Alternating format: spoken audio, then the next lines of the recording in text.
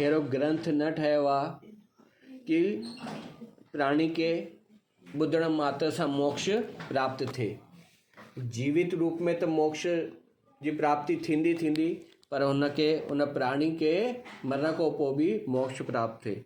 सिर्फ़ु हिकु अहिड़ो ई ग्रंथ आहे कहिड़ो श्री गरुड़ पुराण। त हमेशह जॾहिं बि कोई प्राणी शांत थींदो आहे त गरुड़ पुराण ही रखाइणो खपे, गीता जो पाठ ही रखाइणो खपे, अन्यथा ॿियो कोई भी न। अध्याय 17वां गरुड़ पुराण श्रवण महात्म्य। श्री भगवान ने कहा, हे गरुड़, मैं सब अर्धदेही क्रिया तुम्हें सुनाऊंगा जिसको 10 दिन के भीतर सुनकर मनुष्य सब पापों से छूट जाता है। यह आमुष्की परमार्थ कर्म पितरों को मुक्ति देने वाला है, पुत्र की वांछित कामना को देने वाला है और परलोक तथा इस लोक में सुख देने वाला है।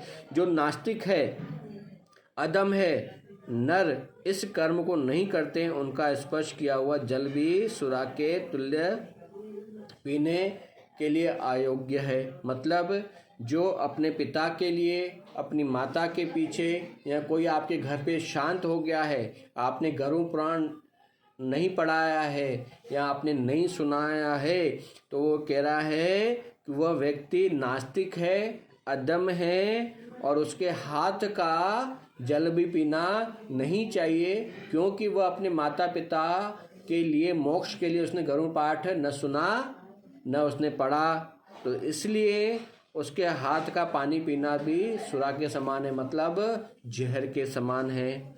स्पर्श किया हुआ जल भी सुरा के तुल्य पीने अयोग्य है, पीना नहीं चाहिए।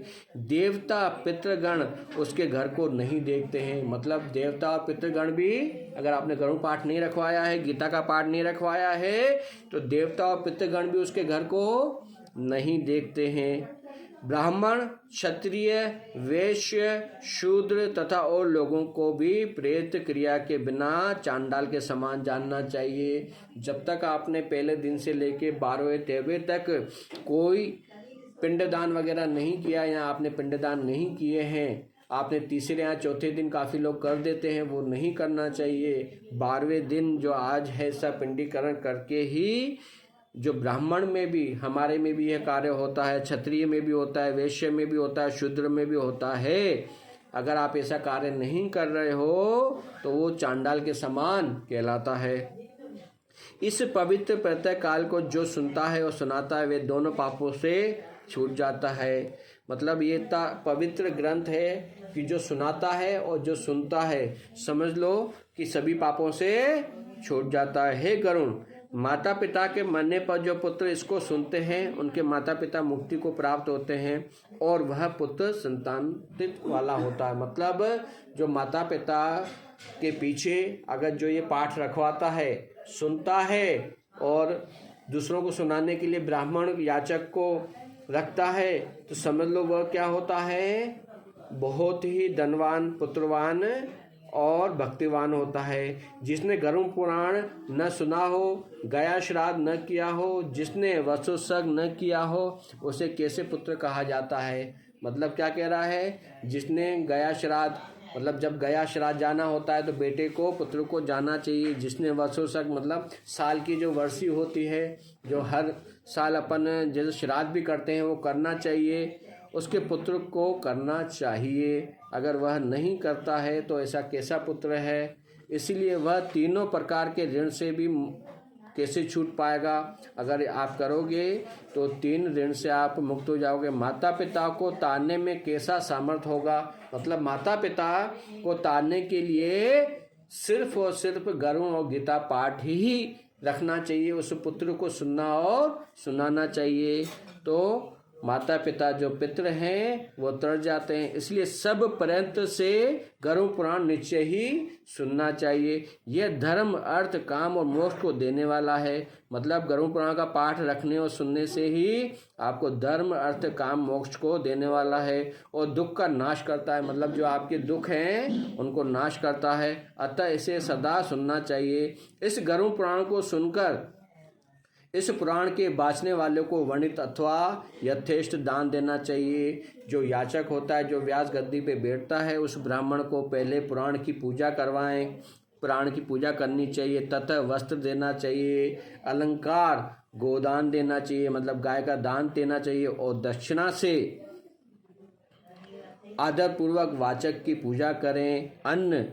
अन्न देना चाहिए, सोने का दान देना चाहिए। बहुत भूमि से अधिक फल की प्राप्ति के लिए भक्ति पूर्वक वाचक की पूजा करें। वाचक की पूजा करने से भी मैं पूजित होता हूँ। मैं श्री हरि विष्णु क्या कह रहा है, जो ब्राह्मण बैठा हुआ है, जो आपको 5 दिन या 3 दिन का जो आपने घरों पाठ अपने माता पिता के या जो जीव के प्राणी की शांति के लिए आपने रखा है, उस याचक को पूजना चाहिए।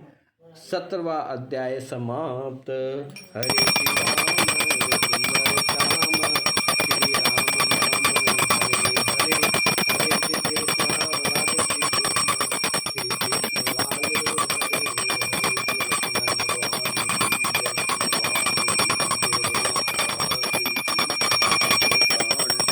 हरे, गीता मैया की जय हो। श्रीमन नारायण नारायण हरि हरि, भजमन नारायण नारायण हरि हरि। ए थाली में उठी भी हो।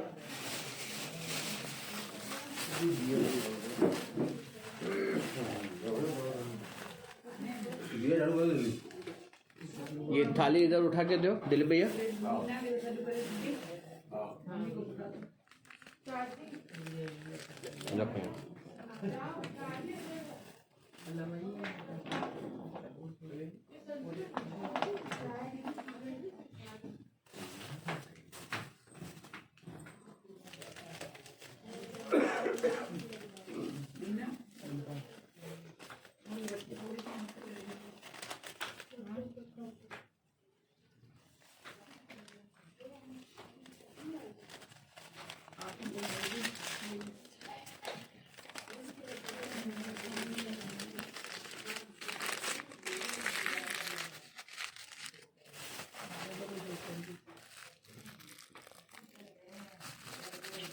थोड़े गुलाब के फूल रख दो पास में।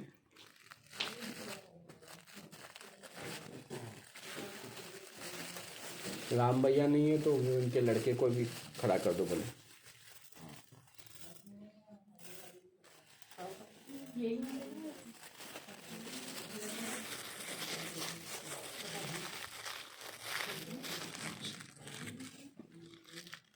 श्री कृष्ण गोविंद हरे मुरारी, हे नाथ नारायण वासुदेव, भज गोविंद हरे मुरारी, हे नाथ नारायण वासुदेव, हे नाथ नारायण वासुदेव, हे नाथ नारायण वासुदेव। श्री कृष्ण गोविंद हरे मुरारी, हे नाथ नारायण वासुदेव। श्री कृष्ण गोविंद, पानी का लोटा, हरे मुरारी, हे नाथ नारायण वासुदेव। वो श्याम भैया का है। आप सब जने इनको हाथ लगाना है ना। ओम पवित्रो पवित्रो वा सर्वावस्थांगतोऽपि वाय सम्रेत पुंडरीकाक्षः पुनः तु माम। ओम पुंडरीकाक्षः पुनः तु माम। सामने आइए। हाँ उठाइए।